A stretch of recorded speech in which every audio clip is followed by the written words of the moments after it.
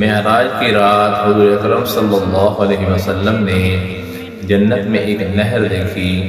جس کے کناروں پر موتیوں کے خیمے بنے ہوئے تھے، اور اس نہر کے پانی سے مشک سے بھی زیادہ خوشبو آ رہی تھی۔ تو حضور اکرم صلی اللہ علیہ وسلم نے جبریل امین سے پوچھا کہ یہ کیا ہے؟ تو جبریل امین نے بتایا کہ یہ نہر کوثر ہے، اور یہی نہر کوثر سے پانی نکلتا ہے جو قیامت کے دن حوض کوثر پر جمع ہوگا، اور وہ حوض اللہ تعالیٰ قیامت کے دن محمد صلی اللہ علیہ وسلم کو عطا فرمائیں گے۔ حضور نے فرمایا کہ ہر نبی کے لیے قیامت کے دن،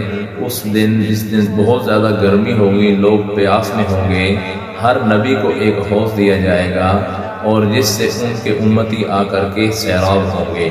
اور پھر فرمایا کہ جو مجھے حوض دیا جائے گا یعنی حوض کوثر، وہ سب سے بڑا ہوگا، اس کی لمبائی چوڑائی کئی سینکڑوں کوس ہوگی، اور اس پر جو رکھے ہوئے برتن ہوں گے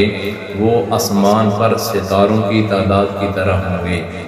اور پھر روایات میں آتا ہے کہ حضور اکرم صلی اللہ علیہ وسلم خود بھی پلائیں گے، آپ کے صحابہ بھی پلائیں گے، فرشتے بھی اس حوض سے لوگوں کو پانی پلائیں گے۔ اور روایات میں یہ بھی آتا ہے کہ وہ پانی بہت زیادہ شیرین یعنی میٹھا ہوگا جیسے شہد ہوتا ہے، اور بہت زیادہ چمکدار سفید ہوگا جیسے دودھ ہوتا ہے، اور بالکل تازہ جیسے ٹھنڈا پانی ہوتا ہے۔ اور پھر فرمایا کہ جو وہاں سے ایک دفعہ پانی پی لے گا پھر اس کو پیاس تک نہیں لگے گی۔ پھر یہاں ایک سوال پیدا ہوتا ہے کہ اگر پیاس نہیں لگے گی تو کامیاب لوگ جب جنت میں جائیں گے تو جنت میں تو بہت ساری پینے کی چیزیں ہیں، تو وہاں پر کیسے پئیں گے؟ اس کا جواب یہ ہے کہ جنت کے اندر لوگ پیاس کی وجہ سے پینے کی چیزیں، مشروبات، دودھ، شراب اور پھلوں کو استعمال نہیں کریں گے، بلکہ تلذذ کے لیے کریں گے۔